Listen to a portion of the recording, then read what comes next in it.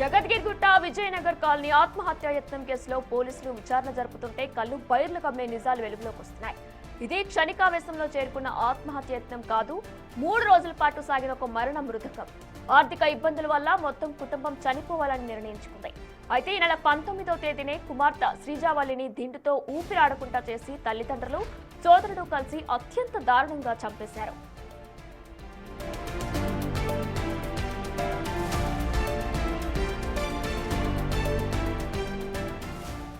కుమార్తె చనిపోయిందని నిర్ధారించుకున్నాక ఇంట్లో ఉన్న టాబ్లెట్లు మింగి ఆపై చెతల మందు తాగి ముగ్గురు ఆత్మహత్యకు ప్రయత్నించారు. కానీ విధి మరోలా ఉంది.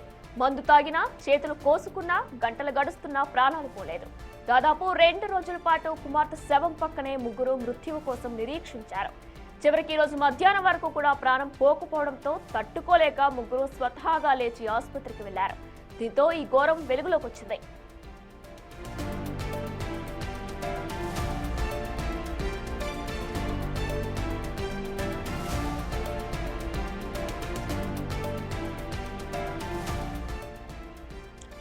ఇదే అంశానికి సంబంధించి మరింత సమాచారం మా ప్రతినిధి పాపన్న లైవ్ లో అందిస్తారు. రైట్ పాపన్న, ప్రస్తుతం ఆ ఇంటి దగ్గర మీరున్నారు. అయితే చుట్టుపక్కల వారి ప్రవర్తన గురించి ఏమంటున్నారు? పోలీసు అధికారులు కేసు ఎంతవరకు వచ్చిందంటున్నారు? లేటెస్ట్ అప్డేట్స్ ఏంటి? ఎస్, చుట్టుపక్కల వాళ్ళు అదేవిధంగా ఇక్కడ స్థానికులు కూడా ఈ కుటుంబం గురించి కొంచెం ఒక్కొక్కరు ఒక్కొక్క వర్షన్ అయితే చెప్తున్నారు. అయితే ఈ సతీష్ చౌదరికి సంబంధించిన ఫ్యామిలీ గత కొన్ని రోజులు ఇక్కడ రెంట్ ఉంటున్నప్పటికీ ఎవరితోటి సరిగా కమ్యూనికేట్ అవ్వరు అన్నట్టు కూడా వీళ్ళు చెప్తున్నారు. వారికి ఉన్న పరిస్థితులు, వారికి ఉన్న పని ఏందో వాళ్ళే చేసుకుంటారు అన్నట్టు కూడా చెప్తున్నారు. అయితే ఈ విజయనగర్ కాలనీకి సంబంధించిన అను రెసిడెన్సీలో వీళ్ళైతే ఉంటున్నారు. ఫస్ట్ ఫ్లోర్లో వీళ్ళు ఉంటున్న అపార్ట్మెంట్ దగ్గర మనం ఉన్నాము. ఇక్కడ చూసుకోవచ్చు, ఇలా ఈ ఇంటికి ఎంట్రెన్స్ లోనే వెల్కమ్ టు అవర్ నెస్ట్ అని ఇంత అద్భుతంగా రాసుకున్న ఈ కుటుంబ సభ్యులు ఎందుకు చనిపోయారంటూ కూడా ఇక్కడ అందరు కూడా శోక సముద్రంగా మునిగిపోతున్నారు. ప్రస్తుతం మనం ఎవరైతే వాళ్ళు సూసైడ్ చేసుకున్నారో ఆ ఇంటి లోపలికి వెళ్తున్నాము. ఎందుకంటే ఇక్కడ ఇది హాల్, ఇక్కడ ఈ అపార్ట్మెంట్ వచ్చేసి డబుల్ బెడ్రూమ్ కి సంబంధించిన అపార్ట్మెంట్ అయితే ఉంది. అయితే ఇక్కడ మొదటగా ఇక్కడ చూసుకున్నట్టయితే అక్కడ మనకు కనిపిస్తున్న ఈ బెడ్రూమ్ లో 19వ తారీఖు నాడు ఆ అమ్మాయిని అయితే చంపినారు. అంటే ఫస్ట్ అందరు కూడా కలిసి టాబ్లెట్స్ తీసుకొని కొంచెం చెదల మందు కూడా తాగేసి సూసైడ్ అటెంప్ట్ చేశారు. తర్వాత మొదట అమ్మాయిని అయితే అమ్మాయి ప్రాణం కోల్పోయింది. తర్వాత 19వ తారీఖు నాడు అమ్మాయి ప్రాణం కోల్పోయిన తర్వాత వీళ్ళందరూ ఆ చెదల మందు తీసుకున్నప్పటికీ మరణించకపోయేసరికి ఇక్కడ కొన్ని టాబ్లెట్స్ చూసుకోవచ్చు. ఇప్పుడు రామ్దేవ్ హాస్పిటల్కి సంబంధించిన డాక్టర్ చెప్పింది ఏంటంటే అమ్మాయి మరణించిన తర్వాత వీళ్ళందరూ కూడా 140కి పైగా టాబ్లెట్స్ అయితే తీసుకున్నట్టు ఇక్కడ డాక్టర్లు అయితే నిర్ధారించారు. ఇక్కడ దానికి సంబంధించిన పూర్తి ఆనవాళ్ళు, వాళ్ళు ఏమేమి టాబ్లెట్స్ తీసుకున్నారు, ఈ టాబ్లెట్స్ అన్నిట్లను కూడా వాటర్లో కలిపి తీసుకున్నట్టు కనిపిస్తుంది. అదేవిధంగా అక్కడ డైనింగ్ టేబుల్ మీద కూడా ఒక కూల్ డ్రింక్ బాక్స్ కూడా ఉంది. ఇక్కడ మనం ఈ ఇంటి లోపల సెల్ఫ్ లో చూసుకున్నట్టయితే ఒక పాపకు సంబంధించిన ఫోటో కూడా ఉంది. నాకు తెలిసి అంటే ఈ పాపనే ఈ రోజు అలా జరిగిన పాప ఈమె ఒకటే అన్నట్టు కూడా ఇక్కడ వాళ్ళైతే చెప్తున్నారు. అయితే ఇంకొక బెడ్రూమ్ ఇక్కడ సైడ్ ఉంది. ఈ బెడ్రూమ్ అయితే అమ్మాయి 19వ తారీఖు నాడు అక్కడ చనిపోయిన తర్వాత ఈ కుటుంబ సభ్యులందరూ కూడా 19వ తారీఖు నాడు టాబ్లెట్స్ తీసుకున్నారు. ఆ టాబ్లెట్స్ తీసుకున్నప్పటికీ మరణించకపోయేసరికి నిన్న 20వ తారీఖు నాడు ఈ బెడ్రూమ్ లో వాళ్ళిద్దరు కూడా చేతులు కోసుకున్నారు. అంటే సతీష్ చౌదరి తన భార్య ఆమెను కూడా చేతులు కోసుకున్న ఆనవాళ్ళు మనకు అక్కడ కనిపిస్తున్నాయి. అంటే చేతులు ఇద్దరు భార్యాభర్తలతో పాటు మిథున్ కొడుకు ఎవరైతే ఉన్నారో వీళ్ళు ముగ్గురు కూడా అదే చేతులు కోసుకొని నిన్నటి నుండి కూడా ప్రాణాలు తీసుకునే ప్రయత్నంలో ఉన్నట్టు కూడా మనకి ఇక్కడ ఆనవాళ్ళను చూస్తేనైతే తెలుస్తుంది. అయితే ఈ రోజుకి అంటే 3 రోజులు గడిచినప్పటికీ వాళ్ళు మరణించకపోవడంతో అయితే ఈ రోజు సాయంత్రం 6 గంటలకు ఆ అబ్బాయి ఎవరైతే ఉన్నారో అబ్బాయికి సంబంధించిన ఆ మిథున్ అబ్బాయి వాళ్ళ ఫ్రెండ్కు కాల్ చేసి, భాస్కర్ అనే ఫ్రెండ్కి అయితే కాల్ చేశాడు. ఫ్రెండ్కి కాల్ చేసి ఇలా మా ఇంట్లో కొంచెం పరిస్థితి బాగాలేదు, మనం పోలీస్ స్టేషన్ వరకు వెళ్ళాలన్నట్టు కూడా చెప్పడంతో ఆ పోలీస్ స్టేషన్కి వెళ్ళైతే వాళ్ళు అక్కడ కంప్లైంట్ చేసి పోలీసులు రావడంతో ఇదంతా కూడా బయటకు వచ్చింది. ఇక్కడ ఒక్కసారి మనం ఇక్కడ డైనింగ్ టేబుల్ని కూడా పరిశీలిద్దాం. ఈ డైనింగ్ టేబుల్కి సంబంధించి వాళ్ళు వండుకున్న ఫుడ్తో పాటు ఇక్కడ ఒక కూల్ డ్రింక్ బాటిల్ కూడా ఉంది. దాంతోపాటు కొన్ని రకాల వాటర్, అంటే ఈ చెంబు ఏదైతే ఉందో చెంబులో కూడా వాటర్ ఉన్నాయి. వాటర్లో కూడా కొన్ని రకాల టాబ్లెట్స్ ఇక్కడ డైల్యూట్ చేసినట్టు కూడా మనకు ఎక్స్క్లూజివ్గా మనం బిగ్ టీవీ స్క్రీన్ మీద చూడొచ్చు. అంటే వీళ్ళు 19వ తారీఖు నుంచి కూడా ఈ రోజు వరకు మృత్యుతోటి పోరాడిరు అన్నట్టు కూడా మనం చెప్పుకోవచ్చు. అంటే ఓవరాల్గా ఇక్కడ చుట్టుపక్కల వారు పక్కవారు చెప్తున్న పరిస్థితి ఏంటంటే, ఈరోజు అంటే 19వ తారీఖు నాడు మరణించిన అమ్మాయి ఎవరైతే ఉన్నారో తనకు కొంచెం పుట్టుకతోటే ఫిజికల్లీ మెంటల్లీ తను హ్యాండిక్యాప్డ్ కాబట్టి తను ప్రతిరోజు కూడా సాయంత్రం అయిందంటే సాయంత్రం నుంచే తను అరుస్తుండే, ఆ కేకలు వేస్తుండే. అంటే తను మెడికల్గా బెడ్ రిడన్ ఉంది కాబట్టి తన లోపల ఎటువంటి ఇబ్బందులు ఎదురవుతుండేనో తనైతే ప్రతిరోజు కూడా కొన్ని అరుపులు అరుస్తుండే. దీంతో పాటు ఈ అరుపులతోటి, అమ్మాయి అరుపులతోటి ఇటు కుటుంబ సభ్యులే కాదు, పక్కకున్న అపార్ట్మెంట్ వాళ్ళు, పైన అపార్ట్మెంట్ వాళ్ళు కూడా చాలా రకంగా ఇబ్బందులు అయినట్టు కూడా వీళ్ళైతే చెప్తున్నారు. అయితే దీనికి సంబంధించి ఈ అమ్మాయి అరుపులకు సంబంధించి వాళ్ళు కుటుంబ సభ్యులతో చెప్పుకున్నప్పటికీ తను మెంటల్లీ ఫిజికల్లీ తన కండిషన్ చూసిన తర్వాత వీళ్ళు కూడా ఏం అనలేనట్టు కూడా మనతో పాటు స్థానికులు అయితే చెప్పారు. అయితే పూర్తి స్థాయిలో ఈరోజు ఇక్కడ ఈ మొత్తం కుటుంబ సభ్యులందరూ కూడా ఆత్మహత్యాయత్నం చేయడానికి కారణం ఆర్థిక ఇబ్బందులే అన్నట్టు కూడా ఒక వర్షన్ అయితే రావడం జరిగింది. ఈ ఆర్థిక ఇబ్బందులు అంటే ఈ అమ్మాయికి సంబంధించి తన మెడికల్ ఎక్స్పెన్సెస్ ఎక్కువ అవుతున్నట్టు కూడా స్థానికులు అయితే చెప్పారు. దాంతోపాటు తను చేస్తున్న వర్క్లో కూడా కొంచెం లాస్ రావడం, ఇదంతా కూడా తనకు దురదృష్టవశాలుగా కూడా ఉన్నట్టు చెప్పడంతో వీళ్ళు ఈ అటెంప్ట్ చేసినట్టయితే మనకు స్పష్టమవుతుంది. అయితే జగద్గిరిగుట్ట పోలీసులు అయితే రావడం జరిగింది.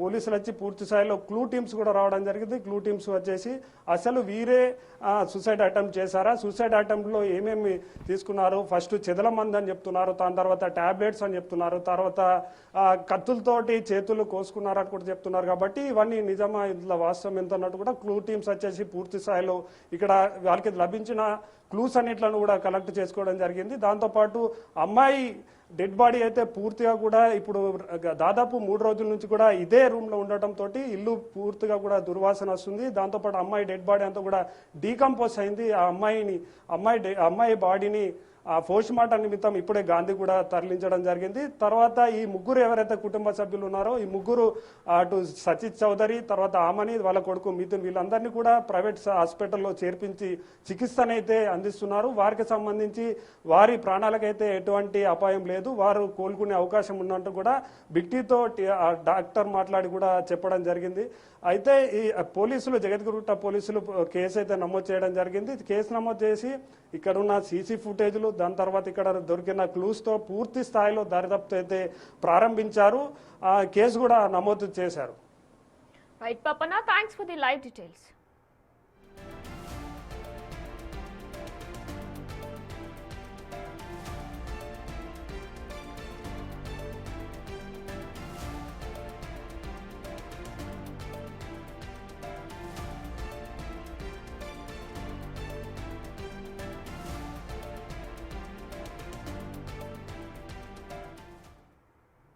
ఆసుపత్రిలో ప్రస్తుతం బాధితులు చికిత్స అందుతుంది. ఇప్పటికే పలు రకాల వైద్య పరీక్షలు కూడా నిర్వహించినట్లు కూడా డాక్టర్లు చెప్తున్నారు.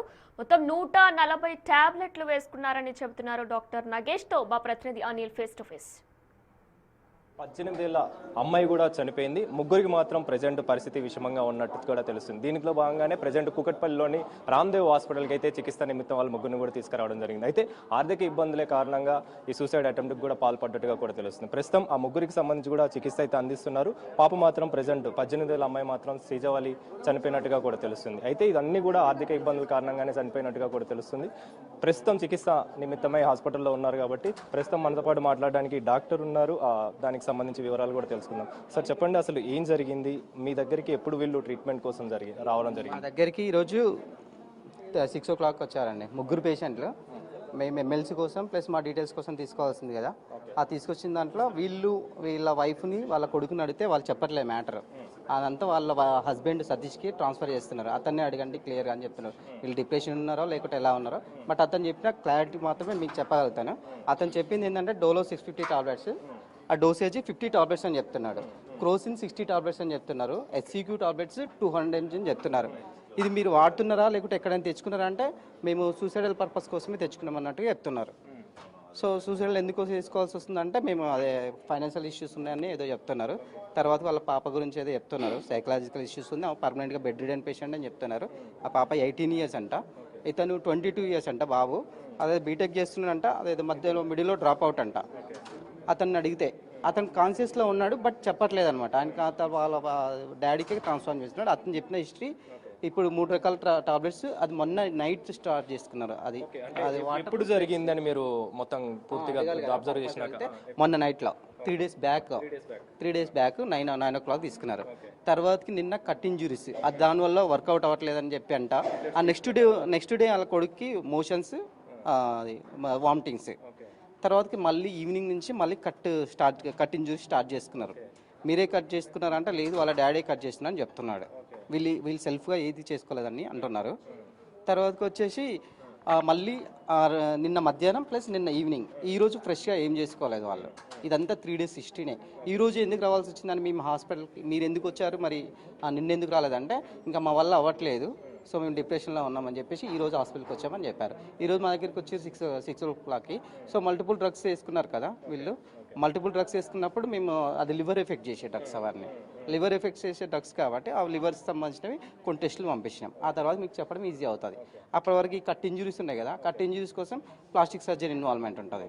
ఎందుకంటే టెండాన్స్ ఉంటాయి, లిగమెంట్స్ ఉంటాయి కదా. సో దానికోసం డాప్లర్ స్టడీ చేసినాం. డాప్లర్ స్టడీలో నార్మల్ ఉంది. ఎక్స్ప్లోర్ చేసుకొని అక్కడ ఏమైనా రీకన్స్ట్రక్షన్ కానీ రిపేర్ కానీ చేయాల్సి వస్తే అప్పుడు మీకు చెప్పడం ఈజీ అవుతుంది. బట్ అంతకంటే ఆ తర్వాత వాళ్ళ పరిస్థితి ఎలా ఉంది అంటే ఇప్పటి వరకు 3 days నుంచి వాళ్ళు తీసుకుని హ్యూమన్ డైనమిక్స్ చెప్పగలుగుతాం. బీపీ ఎలా ఉంది, షుగర్ ఎలా ఉంది, పల్స్ రేట్ ఎలా ఉంది, అది మాత్రం చెప్పగలుగుతాం. లోపల ఉన్న ఆర్గాన్స్ మాత్రం చెప్పలేం. ఇప్పుడే మీకు ఎట్ ఏ టైం చెప్పడం. ఎప్పుడు స్టేబుల్గా ఉన్నారు. సో వాళ్ళ విషయానికి వస్తే అంటే ఎందుకు చేసుకున్నారు అనేది అడిగినప్పుడు ఆర్థిక ఇబ్బందులే కారణం అని చెప్తున్నారు. దానికి సంబంధించి అసలు ఎందుకు చేసుకోవాల్సి వచ్చిందని అంటే ఏం మాట్లాడడం జరిగింది? అతను చెప్పాలంటే ఫుల్ అలర్ట్ కాన్షియస్లో ఉన్నాడండి. ఎవరు ఇప్పుడు సతీష్ అన్నాను కదా, అతను మాత్రం ఫుల్ కాన్షియస్ అలర్ట్లో ఉన్నాడు. అతను చెప్తున్న ప్రాపర్ ఇదే చెప్తున్నాడు, ఫైనాన్షియల్ ఇష్యూస్ ఉన్నాయి మాది వాళ్ళది నేటివ్ మదనపల్లి అని చెప్తున్నాడు. చిత్తూరు దగ్గర మదనపల్లి అంటున్నాడు. ఇక్కడ ఏదో జాబ్ చేసుకుంటారంట. తర్వాతకి వాళ్ళ ఫ్రెండ్స్ సపోర్ట్ కూడా ఉందంట. కానీ మల్టిపుల్గా ఫైనాన్షియల్ ఇష్యూస్ రీసెంట్గా స్టార్ట్ అయినాయి అంట. ఆ 3 months నుంచి వీళ్ళు సపరేట్గా పడుకుంటారంట, వాళ్ళ పాప ఈయన. అలానే చెప్తున్నారు. మొదటిగా పాపని ఎందుకు చంపాల్సి వచ్చిందనేది ప్రశ్న అడగడం జరిగిందో వాళ్ళకి సంబంధించి ఏమన్నా? అది మేము అడగలేం కదా. అది పక్కన పెడితే కటింగ్స్ విషయానికి వస్తే అంటే చేతులకు సంబంధించి ఎంత పెద్ద మొత్తంలో ఎంత లోతుగా వాళ్ళు కటింగ్ చేసుకున్నారు, దానికి సంబంధించి వివరాలు ఏంటి? కటింగ్ 2 times జరిగింది. అది తెలుస్తుంది మనకు, ఓల్డ్ తెలుస్తుంది, ఫ్రెష్ తెలుస్తుంది. కటింగ్ 2 times అటెంప్ట్ చేసినారు. మనకు దగ్గరికి వచ్చినప్పుడు మాత్రం యాక్టివ్ బ్లీడ్ ఏం లేదు, ఏది కూడా ఏమీ యాక్టివ్ బ్లీడ్ లేదు. అంత అప్పటికి క్లాట్ అయిపోయింది. ప్రస్తుతం మరి వాళ్ళకి సంబంధించి అంటే ఇన్డెప్త్గా ఎక్కువగా కటింగ్ జరిగింది భార్యకు అని చెప్పేసి కూడా చెప్తున్నారు. దానికి సంబంధించి ఆమె పరిస్థితి ఎలా ఉంది? ఆమెకి లెఫ్ట్ హ్యాండ్ మాత్రమే జరిగింది, వైఫ్కి. మిగతా ఇద్దరు మాత్రం రెండు జరిగింది. ఈ లెఫ్ట్ హ్యాండ్ జరిగింది కదా, సో క్లినికల్గా చూస్తే మాత్రం నార్మల్గా ఉంది. కానీ అది ఎక్స్ప్లోర్ చేసిన తర్వాతకి ఏమన్నా సూపర్ఫిషియల్గా టెండన్ రప్చర్ అయ్యే ఛాన్సెస్ ఉంది. నెక్స్ట్ ప్రాసెస్ ఎలా ఉంటుంది వాళ్ళ ట్రీట్మెంట్కి సంబంధించి కావచ్చు, నెక్స్ట్ చేసే ప్రాసెస్ ఏమేమి ఉంటాయి? లివర్ సంబంధించిందంటే కొద్దిగా లెంతీ ప్రాసెస్ అండి. అది ఇంజురీ ఎలా ఉంది, ఏ రేంజ్లో ఉందని చెప్పలేం. సో ఇది మాత్రం ఎక్స్ప్లోర్ చేసి సర్జరీ చేయడం, రీకన్స్ట్రక్షన్ చేయడం అనేది అది 1 or 2 daysలో జరిగిపోతుంటుంది. సో మొత్తానికైతే ముగ్గురికి సంబంధించి అయితే ప్రజెంట్ స్టేబుల్గానే ఉన్నారు. అదేవిధంగా తండ్రికి సంబంధించి కావచ్చు, అంటే భర్తకు సంబంధించి కావచ్చు, భార్యకి సంబంధించి కావచ్చు, కుమారుడికి సంబంధించి కావచ్చు, వీళ్ళు ముగ్గురు కూడా సూసైడ్ అటెంప్ట్ అయితే 3 రోజుల క్రితమే చేసుకున్నారు. ఆ తర్వాతనే ఈ రోజు రావడం జరిగింది. ఈ రోజు 6 గంటలకి అడ్మిట్ అయ్యారు. అడ్మిట్ అయిన తర్వాత ఎందుకు చేసుకోవాల్సి వచ్చిందని అంటే ఆర్థిక ఇబ్బందుల కారణంగా చేసుకున్నామని చెప్పేసి ఆ డాక్టర్ తోటి మాట్లాడినట్టుగా కూడా తెలుస్తుంది. మొత్తానికైతే జయదేగుట్ట పోలీస్ స్టేషన్ పరిధిలోని విజయనగర్ కాలనీలో విషాదం చోటు చేసుకున్న పరిస్థితి మనకు కనిపిస్తుంది. ప్రజెంట్ బాడీకి సంబంధించి శ్రీజావళి 18 ఏళ్ల అమ్మాయి కూడా వికలాంగులు కావడంతో అమ్మాయిని చంపేసి ఆ తర్వాత వీళ్ళు కూడా సూసైడ్ అటెంప్ట్ చేసుకున్నట్టుగా కూడా తెలుస్తుంది. మొత్తానికైతే జగదేగుట్ట పోలీస్ స్టేషన్లో విషాదం చోటు చేసుకుందని చెప్పాలి. కెమెరా పర్సన్ సంతోష్తో కలిసి అనిల్, బిగ్ టీవీ, హైదరాబాద్.